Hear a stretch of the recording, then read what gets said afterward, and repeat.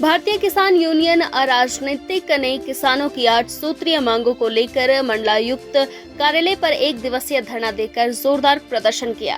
तयशुदा programme के मुताबिक किसान भारी संख्या में शुक्रवार को प्रातः 10 बजे से ही कमिश्नरी पर इकट्ठा होना शुरू हो गए थे। देखते ही देखते भारी संख्या में किसान कमिश्नरी पहुंच गए। धरने को संबोधित करते हुए वक्ताओं ने कहा, किसान वर्तमान में अनेक समस्याओं से जूझ रहे हैं। किसानों को उनका शेष गन्ना भुगतान नहीं किया जा रहा है। चीनी मिलों पर किसानों का करोड़ों रुपए गन्ने का अवशेष है। इसके भुगतान की मांग को लेकर किस वक्त पर प्रशासनिक अधिकारियों से मिले, लेकिन उन्हें आश्वासन के सिवा कुछ नहीं मिला।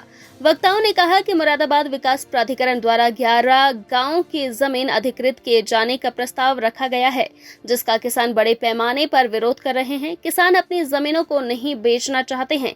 यदि उनके साथ जबरदस्ती की गई तो किसान उग्र आंदोलन को बाध्य होंगे। इस दौरान ग्राम रोशनपुर में जारी चकबंदी प्रक्रिया पर भी अनेक सवाल उठाए गए और चकबंदी प्रक्रिया को निरस्त किए जाने की भी मांग उठाई गई। वक्ताओं ने कहा कि पूर्व में ओलावृष्टि एवं बेमौसम बरसात से किसानों की फसलों को बड़े पैमाने पर नुकसान हुआ, लेकिन किसानों को उचित मुआवजा नहीं दिया गया, जिसकी वह लगातार मांग करते चले आ रहे हैं। वक्ताओं ने कहा कि किसानों को सबसे बड़ा नुकसान आवारा पशुओं से भी हो रहा है। प्रशासन द्वारा आवारा पशुओं को काबू कर लिए जाने का दावा किया जा रहा है, लेकिन सच्चाई यह है कि आज भी आवारा पशु किसानों की फसलों को बड़े पैमाने पर बर्बाद कर रहे हैं। इसके अतिरिक्त विद्युत विभाग द्वारा जबरदस्ती किसानों के ट्यूबवेल पर स्मार्ट मीटर लगाए जा रहे हैं और बिजली चोरी के नाम पर उनका उत्पीड़न किया जा रहा है। इस मौके पर मंडलायुक्त को 8 सूत्रीय ज्ञापन भी पेश किया गया। धरना प्रदर्शन एवं ज्ञापन के विषय में जानकारी दी गई। आज कमिश्नर साहब के यहाँ पहले ज्ञापन दिया था और आज इसका आंदोलन है। क्या मतलब इसमें 8 मांगे हैं। एक तो सबसे पहली मांग है यहाँ की 11 गांवों के अधिग्रहण के विरोध कर रहे हैं। एक रोशनपुर गांव की चकबंदी में बहुत भ्रष्टाचार करा, उसे निरस्त कराना, उसकी निरस्त कराने की मांग कर रहे हैं। एक बिजली विभाग के बहुत ज़्यादा भ्रष्टाचार है और बिजली विभाग ने जर्जर तार है, ट्रांसफार्मर की क्षमता वृद्धि का मामला, एक आवारा पशुओं का मामला और आवारा जानवर जिसमें तेंदुआ और बंदर। तेंदुए ने बिजनौर में लगभग 13 आदमियों की जान ले ली और कई सैकड़ों आदमी घायल कर दिए। उसका प्रोटेस्ट कर रहे हैं। गन्ने का जो बकाया है जिन मिलों पे, उनकी बकाये की मांग कर रहे हैं। सबसे ज़्यादा जो एक बिजनौर में है बजाज शुगर मिल, उसने सबसे ज़्यादा दिक्कत रखा। तो हम ये कह रहे हैं कि कमिश्नर साहब से आ जाएं, वार्ता होगी तो ठीक है, नहीं तो अस्थायी रूप से धरना चालू बनेगा। किसान नेताओं के साथ हुई वार्तालाप एवं ज्ञापन के विषय में जानकारी देते हुए मंडलायुक्त ने बताया, भारतीय किसान यूनियन राजनीतिक ग्रुप के लोग थे। इन्होंने अभी मुझको 1 सप्ताह पहले ये पूरा प्रकरण लिख के भी दिया था और उन सबका मैंने जांच भी करा ली थी। हर एक बिंदु पर जो प्राथमिक कार्रवाई है वो करने के बाद उनकी सूचना भी उनको दे दी है।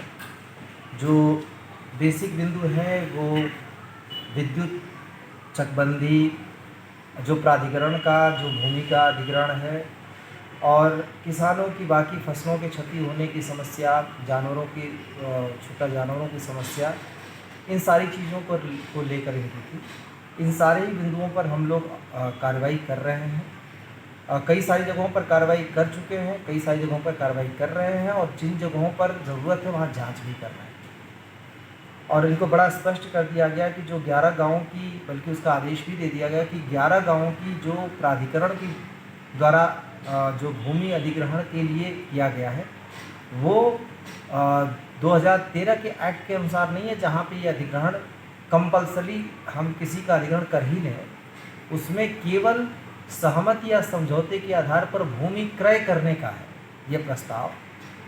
और इसमें तो प्राधिकरण लगातार इसमें कर ही रहा था। इसमें आपत्तियां भी आई, आपत्तियों के निस्तारण का इस समय कार्रवाई चल रही है। फिर भी बहुत स्पष्ट कर दिया गया कि ये प्राधिकरण के प्राथमिकता के एजेंडे पर नहीं है। प्राधिकरण का प्राथमिक रोल है शहर का विकास करना और जो शहर से सटे ये 11 गांव हैं, इन 11 गाँव में सुनियोजित विकास हो। 2010 में जब बाढ़ आई थी तो बाढ़ में मुरादाबाद डूब गया था। ऐसे हालात ना आए, उसका एक कारण ये था कि रामगंगा नदी में पानी छोड़ा गया था और दूसरा एक कारण यह था कि जल निकासी की व्यवस्था नहीं थी। इन दोनों ही कारणों से वह ऐसी स्थिति फिर ना आने पाए, इसके लिए ज़रूरी है कि प्राधिकरण सुनिश्चित विकास करे। इसके बावजूद इनको एश्योर कर दिया गया कि चूँकि ये आपसी सहमति और समझौते के आधार पर है, इसलिए इसमें ऐसा प्रस्ताव किया गया था। लेकिन अभी हमारी प्राथमिकता के एजेंडे पर इसलिए नहीं कि अभी शासन से हमें जो अपेक्षित धनराशि थी वो नहीं प्राप्त हुई है, और इसलिए हम इसमें जैसे जब आएगी तो उसके बाद करेंगे, जब भी करेंगे तो किसानों से सहमति के आधार पर ही करेंगे। इसके बावजूद यदि कोई किसान स्वयं प्राधिकरण के पास आकर ज़मीन बेचने के लिए कहता है तो प्राधिकरण उसकी ज़मीन खरीदेगा। एक और काम है, उन एरियाज़ में, उन सारे क्षेत्रों में जो विकास के, जो बेसिक विकास के कार्य हैं, संरचनात्मक और अवस्थापना के कार्य हैं, उन मूलभूत कार्यों को तो प्राधिकरण करेगा ही करेगा, और उसके लिए उसको ज़मीन की आवश्यकता होगी तो वो कार्य तो करता रहेगा, ताकि वहाँ जो अवस्थापना के जो बेसिक ढांचा है उसके लिए, रोड के लिए, इन सब चीज़ों के लिए कार्य हो सके। और वो तो चाहे अधिग्रहण करे या ना करे, ये कार्य तो होने ही है, इन कार्यों को करता रहेगा।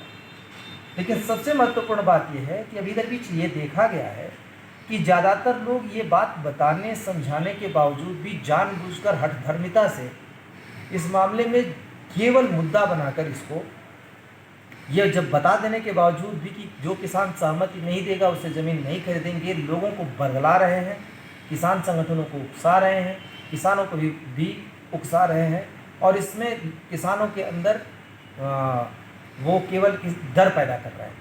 ऐसे सारे लोगों को चिन्हित किया जा रहा है और उनके खिलाफ कड़ी से कड़ी कार्रवाई करेंगे, विधिक कार्रवाई भी करेंगे, इसमें कोई दो राय नहीं है, क्योंकि ये बेसिकली जो शहर का नियोजन है उसके विरुद्ध है। इसी के साथ जो एरिया चुना गया है या जो प्राधिकरण का क्षेत्र है उसमें किसी को प्लॉटिंग नहीं करने देंगे, सख्ती से नहीं करने देंगे, और उसमें ध्वस्तीकरण की कार्रवाई जारी रहेगी। किसान का अपना अगर घर अपनी जगह निर्माण करा रहे हैं अपनी ज़मीन पर, वहाँ प्राधिकरण को कह दिया गया और इस पर बेसिक बात भी हो गई है कि ऐसे जो अपना घर बना रहा हो उसको नहीं छेड़ेंगे, और बल्कि किसान को वो समझाकर, तैयार कराकर उनके भवन के नक्शे भी पास कर देंगे प्राथमिकता के आधार पर। तो ये मामला यहीं पर समाप्त हो जाना चाहिए जब हम स्पष्ट रूप से इस पर कह रहे हैं। विद्युत के मामले में विद्युत विभाग का जो कई तरीके की चीज़ें हैं, एक तो ये अवस्थापना सुविधाओं की बात है, उसमें 250 करोड़ रुपए का प्रस्ताव विद्युत विभाग के द्वारा दिया गया है।